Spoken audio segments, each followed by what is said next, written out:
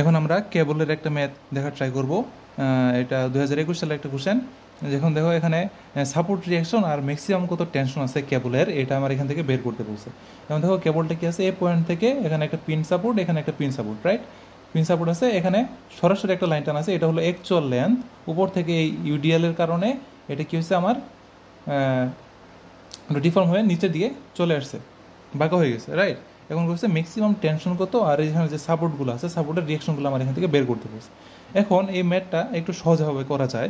যেমন ধরো একটা চিন্তা করতে পারো, এখান থেকে পর্যন্ত কত, 24, এখান থেকে হাইট কত আছে, 4 আছে। এটা যদি একটা ত্রিভুজের মতো চিন্তা করতে পারো, যেমন ধরো এই পয়েন্ট থেকে এখানে ডিস্টেন্স 24 টানলাম, এখানে আছে, রাইট? অ্যাকচুয়াল মানে আমার ধরো উপরে লুটটা দেওয়ার আগের যদি চিন্তাটা করো, এখান থেকে স্ট্রেট একটা লাইন আছে, রাইট? এ থেকে বি পর্যন্ত একটা স্ট্রেট লাইন আছে, অতিভুজ ধরো এটাকে।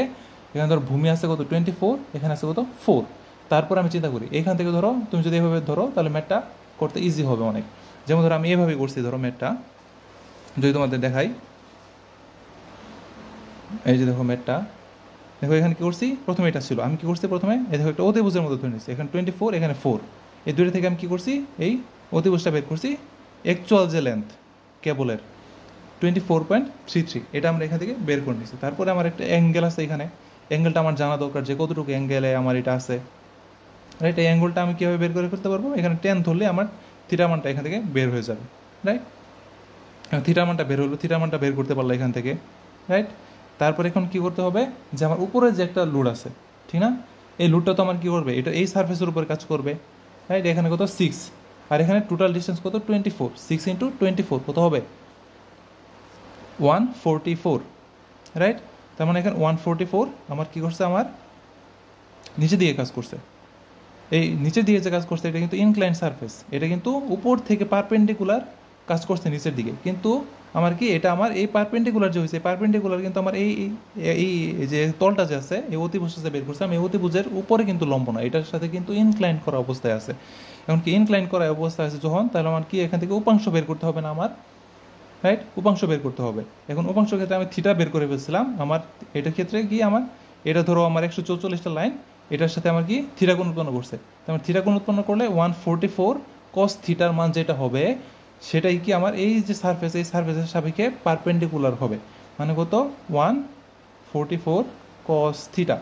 এই ভ্যালুটাই আমার কি হবে, এটার সাথে পারপেন্ডিকুলার হবে। যে মানটা বের করো দেখবো 142 এটার সাথে পারপেন্ডিকুলার। যেমন ধরো এই যে এখানে আমি ড্র করে দেখাইছি, রাইট? এখন আমি এটাকে আমি পয়েন্ট রুট আর কি কনভার্ট করে নিছি, পয়েন্ট রুটে কনভার্ট করে এটার সাথে পারপেন্ডিকুলার আমি রুট বের করে ফেলছি। এখন কি আমার, তুমি এইটার সাথে পয়েন্ট রুট হিসাব করতে পারো, কিন্তু তুমি যখন ক্যালকুলেট করবা তোমার অবশ্যই ইউডিএল থেকে বের করতে হবে। যেমন এসএফডি বিএমডি যখন ড্র করবা, তখন তুমি পয়েন্ট রুটে কনভার্ট করে নিতে পারো আমার কাজ করার সুবিধার জন্য, ক্যালকুলেশন সুবিধার জন্য। কিন্তু তুমি যখন এসএফডি বিএমডি ড্র করবা, তখন কী করতে হবে, তোমার অবশ্যই তোমার যে অ্যাকচুয়াল যে ইউডিএল আছে, এই ইউডিএল এর সাপেক্ষে তোমার কাজ করতে হবে। যেহেতু আমি পয়েন্ট রুট বানিয়ে নিচ্ছি কি পারপেন্ডিকুলার, এখন এই 142কে যদি এই লেন্থ দিয়ে ভাগ করে দিই, রাইট? এই লেন্থটা কত পাইছিলাম, 24.33, 142কে এটা দিয়ে যদি ভাগ করে দিই, তার মানে এইটার বরাবর, এই ইনক্লাইন বরাবর আমার যে কত লোড আছে দেখো, 5.84 আছে।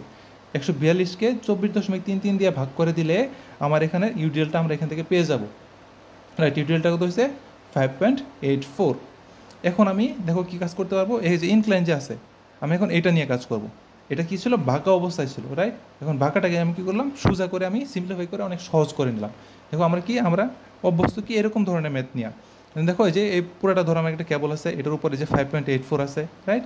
এখন কি এইটা বরাবর যে আমার একটা আছে, আর উপর দিয়ে কাজ করতেছে, এইচ এই দিক বরাবর, এইচ বি এই দিক বরাবর, আর এই দিক বরাবর, রাইট? এখন এটার জন্য যে লুটটা হয়েছে কি আমার এভাবে, যেটা এই যে এটা ইনক্লাইনটা আছে, ইনক্লাইনটা আমি নিচের দিকে দেখাইলাম, এটা কত, 2 মিটার পরিমাণ সেগ হয়েছে এখানে, রাইট? এখন দেখো এখান থেকে ম্যাথটা কিন্তু বের করা খুবই ইজি। দেখো মাঝ বরাবরই মূলত বেশিরভাগ সেগ হয়, 2 মিটার সেগ হয়েছে। আমার টোটাল ডিস্টেন্স কত ছিল, 24.33। এখান থেকে অর্ধেক যদি করে ফেলি, 24.33 থেকে 12.17, এর ডিস্টেন্সে আমার সর্বোচ্চ পরিমাণ সেগ হয়েছে, সি পয়েন্টটা আছে। এখন আমার কি এখান থেকে আমার রিয়াকশনগুলো বের করতে হবে, রাইট? আর কত ম্যাক্সিমাম টেনশন আছে ওইটা আমার এখান থেকে বের করতে হবে।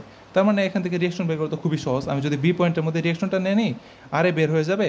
তারপর যদি আমি কি করি, দেখো এ পয়েন্টে একটা মোমেন্ট নিলাম, ধরো এ পয়েন্টে মোমেন্ট নিলাম, এ পয়েন্টে মোমেন্ট নিলে কী হবে, আর ওয়াই ইন্টু 24.33, রাইট? আর এদিক বরাবর একটা লোড আছে, রাইট? দেখো 5.84 ইন্টু 24.33 ইন্টু এর অর্ধেক ডিস্টেন্স 12.17। এখন এটা থেকে আমার কি আর এর মান পেয়ে যাব। তারপর যদি আমি কি করি, ভার্টিক্যাল যদি রিয়াকশনগুলো নেই, ওই ক্ষেত্রে আমি আর এর মানটা এখান থেকে পেয়ে যাব।